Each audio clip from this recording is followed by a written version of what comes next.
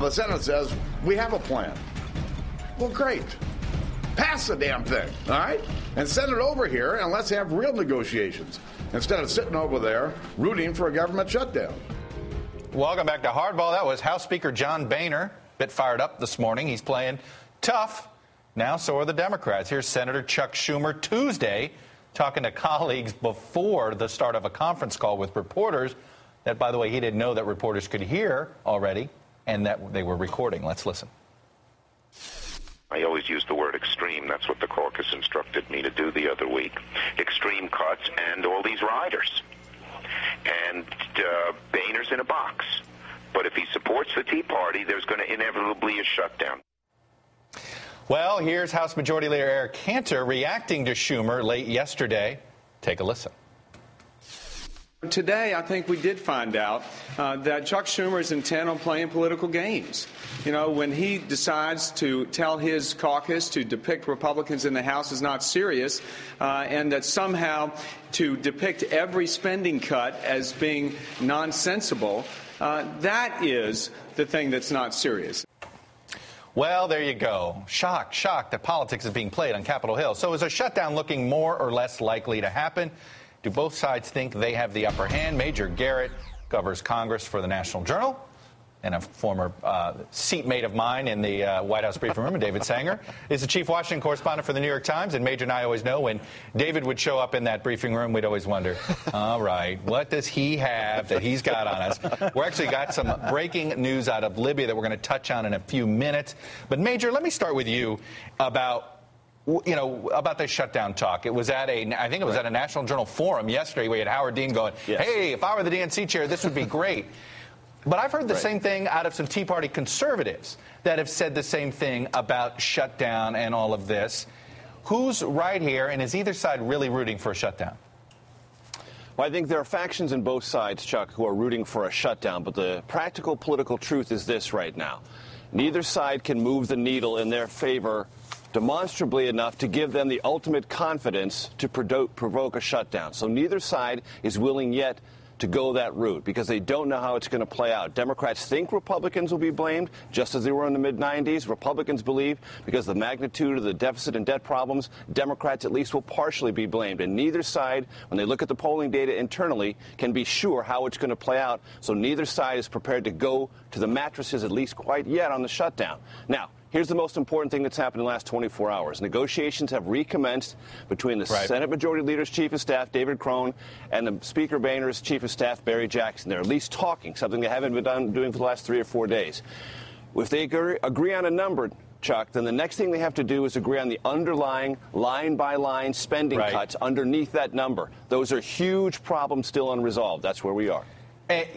David Sanger, the surprising thing here, and frankly maybe it's not so surprising, is the role the White House is playing. It's my understanding Jack Lew has written this compromise that Harry Reid is trying to sell to John Boehner. It adds another $20 billion in cuts with the 10, would bring the total to $30 billion, which, by the way, the original Paul Ryan ask was that $30 billion in cuts. Then, of course, Tea Party said, no. You got to make that number bigger.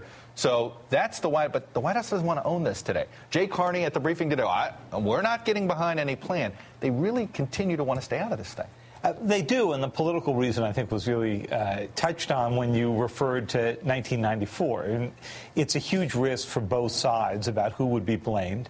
It's not clear whether either one would or both would. And so my suspicion is that both of them want to walk up to the line of this, and neither one of them wants to go over that cliff. What's astounding to me about watching this debate and having covered the 94 debate at the time is that we're arguing over $30 billion, a big number, out of a national debt of over $12 billion, out of deficits that, a national debt of over $12 trillion. Yeah. Don't forget the T. And the T in there, right? And annual deficits that we've been running also with a T. And so far, we're arguing over rounding errors in all of this, as if the debate over whether you do $30 billion now or not makes a difference to the larger picture. Major Garrett, the players here have been fascinating to watch. So you had Eric Cantor taking shots at Chuck Schumer about the language he was using. Here's Chuck Schumer defending himself about that conference call. He had an interview last night with my colleague Lawrence O'Donnell on The Last Word. Take a listen. I used the word extreme on the floor a few hours before. I've used the word extreme repeatedly. I have no problem that reporters heard me tell my colleagues on the phone that I've used the word extreme, and many of them have as well. So Eric Cantor and Chuck Schumer, they're the ones, they're really hitting back at each other. John Boehner, yes, he had that little, he was a little upset today.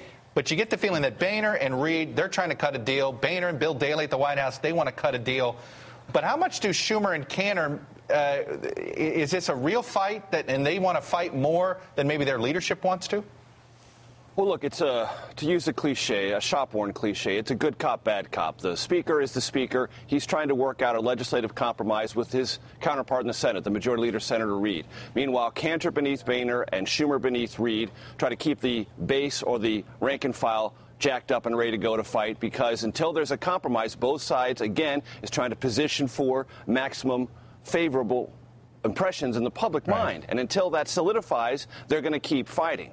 Now, to David's point, it is, in the main, a rounding error. But this is a prelude to the full-blown 2012 appropriations budget battle, the debt ceiling, and whoever emerges victorious is going to go into those fights with more momentum. That is why this has become, though it's a rounding error, significantly important within the intramural confines of Capitol Hill politics. And I want to get to this Libya breaking news in a minute, but Major, one final question following up to you, which is, how much do Republicans want to get this out of the way right now in order to clear some space for the big Paul Ryan budget and Paul Ryan's pledge, the House budget, to tackle Medicare, Medicaid, and Social Security? Well, that's one of the reasons that the freshmen and the Tea Party-inspired Republicans want to fight now. They want to resolve it now on their terms or as close to their terms as they possibly can, so then there can be a clean, open debate about entitlement reform, then the debt ceiling, then the full-blown 2012 appropriations process. There are many, many budget battles to go. Yes. Tea Party and freshman Republicans want to resolve this one now, but if Boehner and Reid can't, this will lead to a shutdown or another continuing resolution, and it will go on and on and on. And, you know, David, one quick way to transition to Libya is, how much does the fact that this budget fight isn't dominating the front pages, it isn't above the fold in the New York Times, it's, I think I have to go to sometimes the national section in order to see it. I actually do thumb through the newspaper once in a while, not on the iPad. You're not seeing it on the front page. Who does that benefit? Well, to some degree, I think it probably benefits President Obama, because the more he keeps this off the front page, the more he keeps it from dominating the discussion back and forth. But I think Major made a very good point that there are budget battles to come. This is the undercard. And this is the undercard. And I think the much harder vote for both sides is going to be the debt ceiling, because that does involve truly large numbers, truly trillions numbers, and that's going to be a tough vote for Democrats as well as for Republicans. All right, David Sanger, you cover foreign policy at this White House as well as anybody. We're getting some news that the Libyan foreign minister, Moussa Koussa, has shown up in London and defected from Gaddafi. Explain who this guy is and why it's so important. Okay. Moussa Koussa was the foreign minister of Libya and was the man who basically negotiated Libya's way back into the mainstream of the world. After they gave up their nuclear weapons program in 2003, after they settled the Pan Am 103 case, he was the one who basically arranged for Libya to be reintegrated. That's how come the United States opened up diplomatic relations with Libya again. If he has defected, and there have been reports for days that he was thinking about it. He was thinking about it. Then that is the further isolation of Gaddafi, and also means that Gaddafi doesn't have at hand somebody who the U.S. and others feel they could talk to. Interesting. All right. David Sanger of the New York Times, Major Garrett of National Journal. I'm going to have to leave it there. Thank you both. A lot of stuff that we're covering these days. All right, guys.